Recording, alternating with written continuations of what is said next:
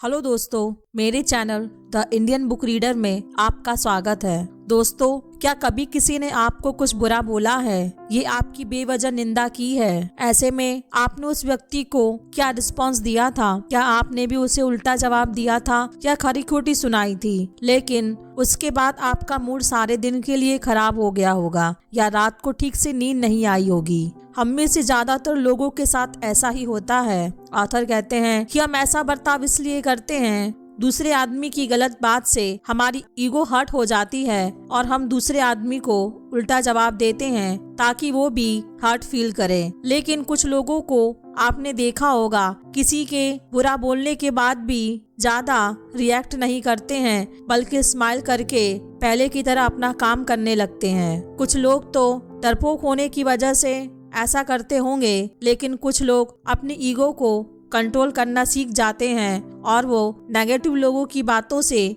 जरा भी प्रभावित नहीं होते हैं। ऐसे में उनका मूड ठीक रहता है और फालतू लोगों के चक्कर में अपनी एनर्जी वेस्ट नहीं करते हैं। तो दोस्तों, अगर आप भी ऐसा करना सीखना चाहते हो, क्योंकि फालतू की ईगो पालना बेकार है, इससे हमें ही नुकसान होता है और हम अपने गोल्स को पाने से भी चूक जाते हैं। कितना अच्छा होगा अगर हम अपनी ईगो को कंट्रोल करना सीख जाएं, ताकि हम कभी हर्ट फील न करें। आज की ये ऑडियो बुक समरी सुनकर आप ये सीक्रेट जान पाएंगे कि दूसरे व्यक्ति के बोलने पर आपकी ईगो हर्ट ना हो। तो आइए सुनते हैं ईगो इज द एनिमी, जिसके ऑथर हैं रायन हॉलिडे, जिन्होंने हमें कुछ लेसन्स बताए हैं जिन्हें अपने जीवन में फॉलो करने चाहिए। तो आइए सुनते हैं। लेसन नंबर 1 है 3 प्लेसेस ऑफ ईगो। इंसान जीवन में हमेशा 3 चीजें करता है। नंबर 1 है एस्पायर, यानी कोशिश। हम हमेशा कुछ न कुछ पाने की कोशिश करते हैं। ऐसा हम अपनी ईगो को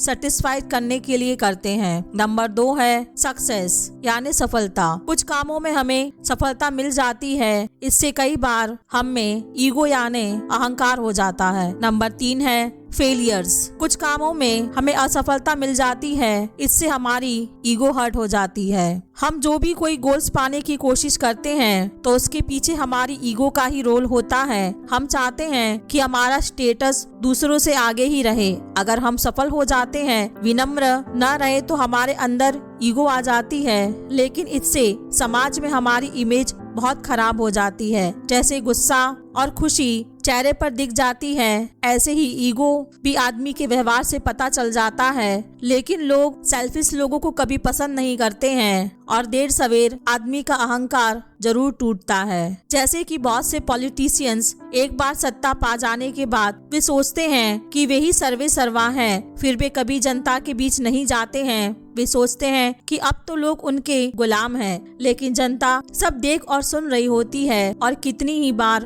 बड़े बड़े अहंकारी नेता अगले चुनाव में बुरी तरह हार जाते हैं। कितना अच्छा हो अगर ऐसा नेता विनम्र रहे और सबके साथ अच्छा व्यवहार करे, इससे लोग बार बार उसे ही वोट देंगे। इसलिए सफलता मिलने पर कभी अहंकार नहीं करना चाहिए। ऐसे ही जब हम असफल हो जाते हैं, तो हमारी ईगो को ठेस लगती है। हम सोचते हैं कि हम बहुत बड़े वीआईपी हैं और असफलता को अपनी ईगो पर ले लेते हैं। जब कोई असफल हो जाता है, तो अपनी बेइज्जती समझता है और वह सोचता है कि जब लोग उसका मजाक उड़ा रहे हैं। लेकिन दोस्तों, ऐसा नहीं होता है। इंसान तो इस ब्रह्मांड में केवल एक तिनका सा है। कल ही कोई तूफान या भूकंप आ जाए या कोई महामारी फैल जाए, तो सारी मानव जाति पल में गायब हो जाएगी। ये सब चीजें न राजा को और न ही रंक को, इसलिए इनके लिए न जीत मायने रखती है न हार। सिकंदर ने 25 साल में ही आधी दुनिया जीत ली थी, लेकिन जब यहाँ से गया तो दोनों हाथ खाली थे।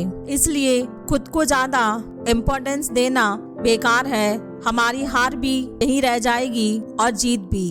कभी ये भी न सोचे कि सब लोग हमें ही देख रहे हैं। सच बताऊं तो किसी के पास आपके लिए इतना समय नहीं है। सबके अपने दुखड़े हैं, सब अपने कामों में बिजी हैं। कोई कुछ बोले भी तो सिर्फ 2 मिनट के लिए, फिर सब भूल भाल कर किसी और काम में लग जाइए। इसलिए न सोचे कि लोग हर वक्त आपके ही बारे में सोचते हैं। लोगों को अपने ही कामों से फुर्सत नहीं है, इसलिए सक्सेस या फेलियर्स में ईगो पर बात ही न लाए। न खुशी से पागल होकर झूमे और न गम में डूब जाएं, दोनों में बैलेंस बनाकर रखिए। लेसन नंबर 2 है ईगो को कंट्रोल कैसे करें। ईगो को कंट्रोल करने के लिए ऑथर ने कुछ लेसन्स बताए हैं। नंबर 1 है साइलेंस। अगर कोई आपको क्रिटिसाइज करे तो भी आप शांत रहकर सिर्फ अपना काम करें, उससे आर्गुमेंट न करें। आर्गुमेंट करने से आपका कीमती समय बर्बाद होगा, इससे आपका मूड भी स्पॉइल हो जाएगा। इसलिए ऐसी सिचुएशन में हमेशा साइलेंस ही रहें। वैसे भी कहा जाता है silence is gold.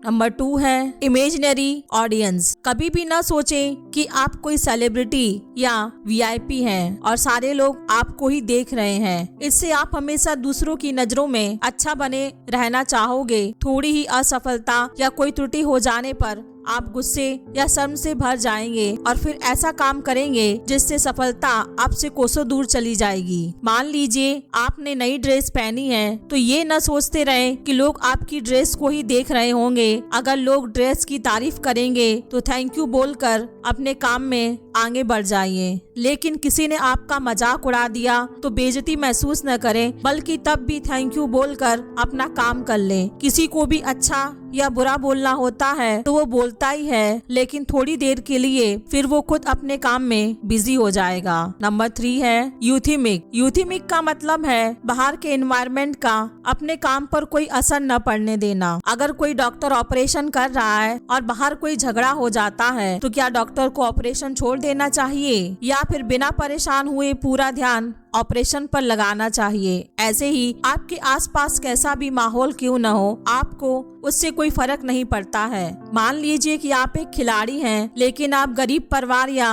Backward area में रहते हैं, तो भी सिर्फ अपनी प्रैक्टिस करते रहें। अगर भाग्य को कोसते रहोगे तो कुछ नहीं मिलेगा, लेकिन प्रैक्टिस करते रहोगे तो कोई न कोई सफलता जरूर मिलेगी। यूथिमिक की अप्रोच हर फील्ड में लगाई जा सकती है। नंबर 4 है ह्यूमिलिटी। कितने भी बड़े आदमी क्यों न बन जाए, हमेशा शांत और विनम्र बने रहें। दूसरों के साथ हमेशा काम आए, इससे आप और आगे बढ़ते रहेंगे। लेसन नंबर 3 है सैमरॉक फॉर्मूला। सैमरॉक अमेरिका के मिक्स्ड मार्शल आर्ट के महान खिलाड़ी और कोच थे। उन्होंने नए खिलाड़ियों को ट्रेन करने के लिए एक फॉर्मूला बनाया था।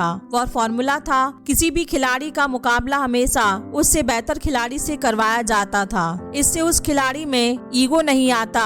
उसे लगता है कि वो सब कुछ नहीं बल्कि उससे भी बेहतर अभी कोई है, और वो अपने से बेहतर खिलाड़ियों से बहुत कुछ सीख लेता था। जब वो उतना अच्छा हो जाता था, पहले से भी बेहतर खिलाड़ी से मुकाबला करना होता था। इससे वो खिलाड़ी अच्छे से अच्छा हो जाता। तो दोस्तों, आप भी ये फॉर्मूला अपनी लाइफ में अपना सकते हैं। मान लीजिए अगर आप ब्लॉग लिखकर 10,000 पर मंथ कमा रहे हैं, तो यह ध्यान में रखना चाहिए कि कोई दूसरा ब्लॉगर 30,000 पर मंथ भी कमा रहा होगा। आप भी उससे प्रेरित होकर सीखते रहिए और आगे बढ़ते रहिए। ऐसे ही आप लाखों के रेवेन्यू तक जा सकते हैं। लेसन नंबर 4 है बी ए स्टूडेंट ऑलवेज, यानी हमेशा एक विद्यार्थी की तरह कैसे जिएं। हमें हमेशा स्टूडेंट की तरह बने रहना चाहिए और हमेशा कुछ नया सीखते रहना चाहिए। अगर रिटायर हो गए हैं तो स्विमिंग सीख लीजिए, हल्की फुल्की एक्सरसाइज शुरू कर दीजिए। जॉब लग गई है तो उसके साथ कोई नया बिजनेस शुरू कर दीजिए। सीखने के लिए सबसे ज्यादा जरूरी चीज होती है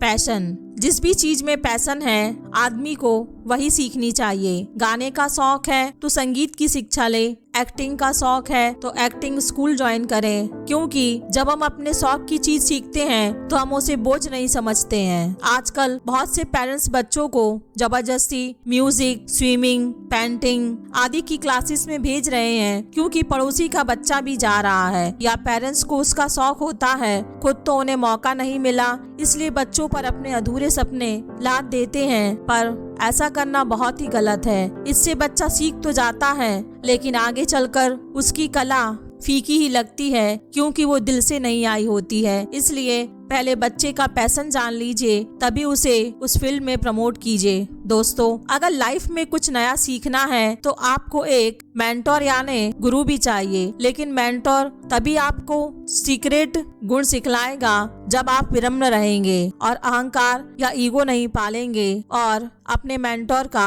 आदर करेंगे। मुझे रामायण की एक घटना याद आ रही है। युद्ध में राम के तीर से घायल होकर रावण धरती पर गिर पड़ा, मरने वाला था।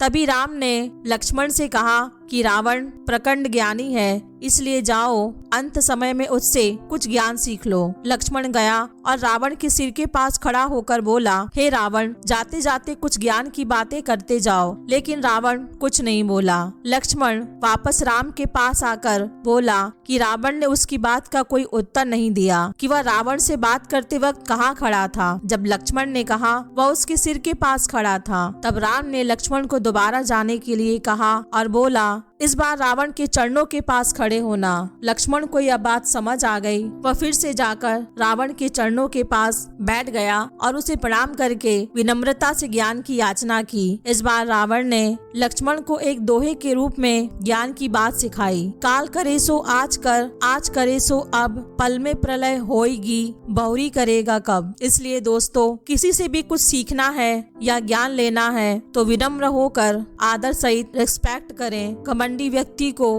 कभी ज्ञान नहीं मिलता है। लेसन नंबर 5 है, कीप योर आइडेंटिटी स्मॉल, यानी अपनी पहचान छोटी रखो। दोस्तों, हमेशा अपनी आइडेंटिटी को छोटा रखो। इसका मतलब है काम तो बड़े बड़े करो, लेकिन कभी भी उसका बड़ा चढ़ाकर बखान मत करो। ऐसा करोगे तो लोग दिल से इज्जत नहीं करेंगे, सिर्फ अपना उल्लू सीधा करने के लिए आपकी इज्जत का नाटक करेंगे। लेकिन अगर आप हम्बल रहेंगे तो हमेशा अपने आप ही आपको इज्जत देंगे। कभी भी अपने धन से धोखा मत खाओ, चाहे कितने भी अमीर क्यों न बन जाओ। अपने पैर जमीन पर ही रखो, क्योंकि अगर अहंकार आ गया तो फिर तो विनाश भी हो सकता है। Steve job, Bill Gates, mark Zuckerberg, Mukesh Ambani आदि इतने धनवान थे, फिर भी वे हमेशा विनम्र रहे। इससे उनका बिजनेस और भी आगे बढ़ गया।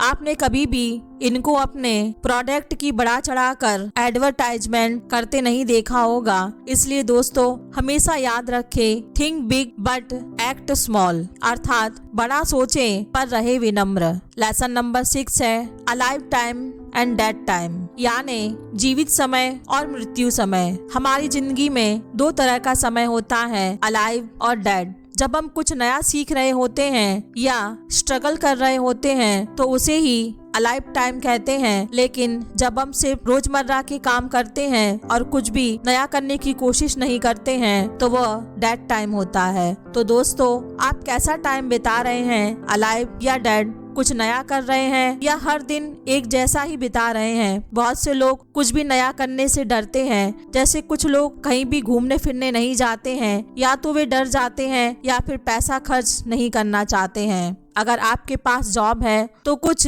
बजट यात्राओं के लिए जरूर होना चाहिए। विदेश नहीं जा सकते तो भारत के हर स्टेट की फेमस जगह पर तो जा ही सकते हैं। ऐसे ही लोग ब्लॉग स्टार्ट करने के सपने देखते रहते हैं और इसके बारे में पढ़ते रहते हैं, लेकिन शुरू नहीं करते हैं। शुरू करते हैं तो डेली ब्लॉग पर काम नहीं करते हैं। अगर आपको लाइफ जिंदादिली से जीनी है तो हमेशा कुछ नया सीखते रहिए, फिर चाहे आपकी उम्र कितनी ही क्यों ना हो जाए, या अपने शौक जो पहले पूरे नहीं कर पाए थे उन्हें अब पूरा कर लीजिए। कोई चाहे 60 साल की उम्र में भी स्विमिंग सीख सकता है। तो हमेशा याद रखें, कुछ नया सीखते रहिए या नया करते रहिए। लेसन नंबर 7 है, डोंट स्टॉप फॉर क्लैप्स। दोस्तों, अगर आप कोई गेम जीत जाते हैं तो लोगों की तालियां सुनने के लिए न रुके।